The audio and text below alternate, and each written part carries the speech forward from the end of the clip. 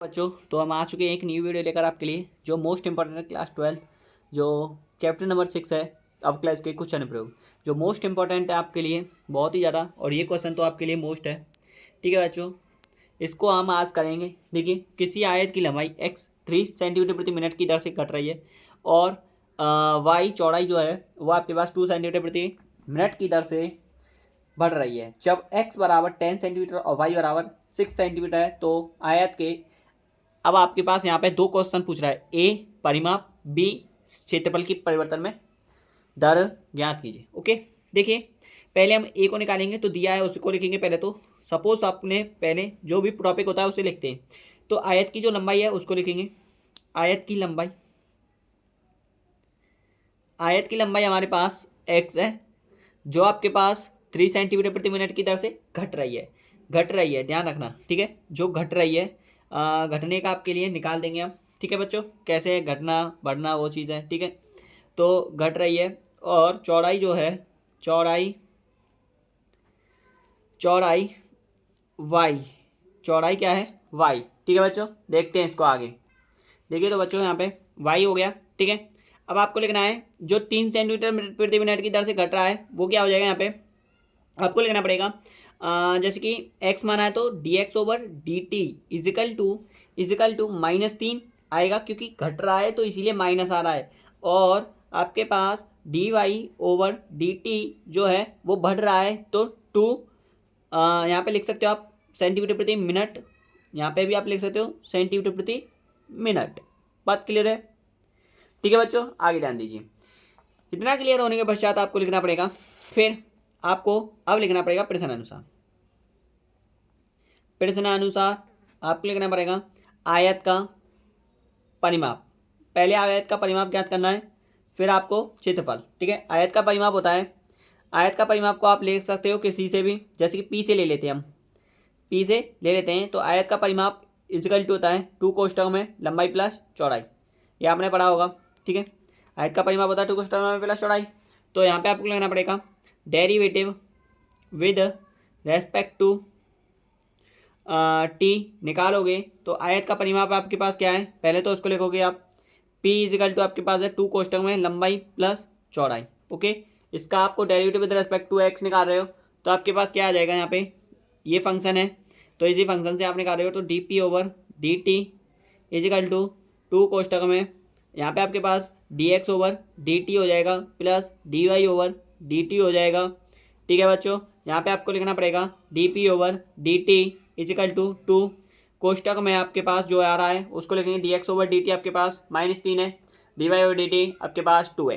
तो -3 प्लस 2 आपके पास जो फंक्शन बनेगा वो लिखोगे आप 2 कोष्ठक में, यहाँ पे आपके पास -1 बचेगा और -1 का गुणा 2 में करोगे तो -2 लिखोगे आप सेंटीमीटर प्रति मिनट। इतनी मिनट की दर से घट रहा है, आप लिख सकते हो अतः, अतः लिख के, अतः अतः आयत का परिमाप, अतः आयत का परिमाप में -2 सेंटीमीटर प्रति मिनट की दर घट रही है। यहाँ पे माइनस नहीं लगाओगे, फिर यहाँ पे आप कुछ नहीं लगाओगे, 2 सेंटीमीटर प्रति मिनट की दर घट रही है। बस आपको इतना ही लिखना है। ठीक है बच्चों, घट रही है तो वो माइनस को शो कर रहा है ना, सॉरी दिख नहीं रहा था, वेरी सॉरी, अब दिख जाएगा। ठीक है बच्चों, सेकंड केस आपके पास, सेकंड केस देखेंगे यहाँ से, आपके पास सेकंड केस है। ठीक है बच्चों, देखिए सेकंड केस, सेकंड केस है क्षेत्रफल, क्षेत्रफल की परिवर्तन की दर ज्ञात करनी है। ठीक है, क्षेत्रफल की परिवर्तन दर, तो आपको लिखना पड़ेगा, पहले तो आपको लिखना पड़ेगा आयत का क्षेत्रफल। ठीक है, आयत का क्षेत्रफल, आयत का क्षेत्रफल क्या होता है, एरिया से शो करोगे आप इसे, एरिया से शो करोगे तो एरिया ऑफ आयत को बोलते हैं पैरासाइट, कुछ ऐसे बोलते हैं, मुझे ध्यान नहीं है। ठीक है, तो आयत का क्षेत्रफल होता है, आयत का क्षेत्रफल आपके पास क्या हो जाएगा, वो होता है लंबाई गुणा चौड़ाई, लंबाई गुणा चौड़ाई। ठीक है बच्चों, चौड़ाई आप लिखोगे एरिया ऑफ एक्स वाई, क्योंकि आयत का क्षेत्रफल लंबाई और चौड़ाई आपने क्या माना था, एक्स और वाई। ओके, आगे देखिए, यहाँ तक क्लियर होने के पश्चात आगे ध्यान दीजिए। आयत का क्षेत्रफल हो गया, जब area of derivative with respect to, फिर आपने लिखना पड़ेगा derivative with respect to T, यहाँ पे आपने लिखा। अब इसका फंक्शन जो है D over D T is equal to पहला फलन छोड़ोगे दूसरे फलन का अवकलन प्लस दूसरा फलन छोड़ोगे पहले फलन का अवकलन। ओके बच्चों, ऐसे होता है। आपने पढ़ा होगा u इंटू वी वाला फॉर्मूला।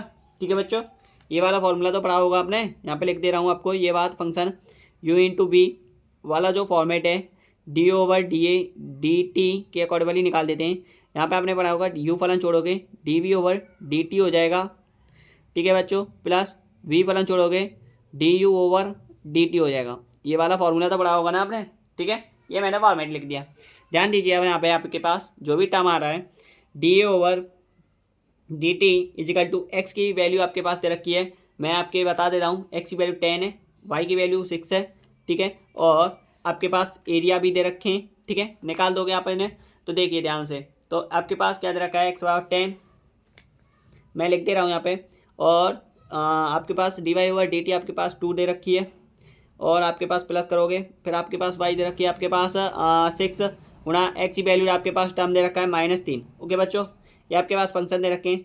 आप 10 दूनी 20 हो जाएगा और -6 18 हो जाएगा। यहाँ पे आपके पास क्या हो जाएगा 2 सेंटीमीटर प्रति मिनट। ये आपके पास आंसर आ जाएगा। ठीक है बच्चों, ये आपके पास सेकंड आंसर हो जाएगा। अभी आपको दिख नहीं रहा था, सॉरी मुझे माफ़ करना। ये रहे आपके वैल्यू। ठीक है बच्चों, ये है आपके पास। ठीक है, तो आपको वीडियो पसंद आई तो लाइक करना, कमेंट करना, और आगे भी ऐसे क्वेश्चन आते रहेंगे। थैंक यू, धन्यवाद। ठीक है बच्चों।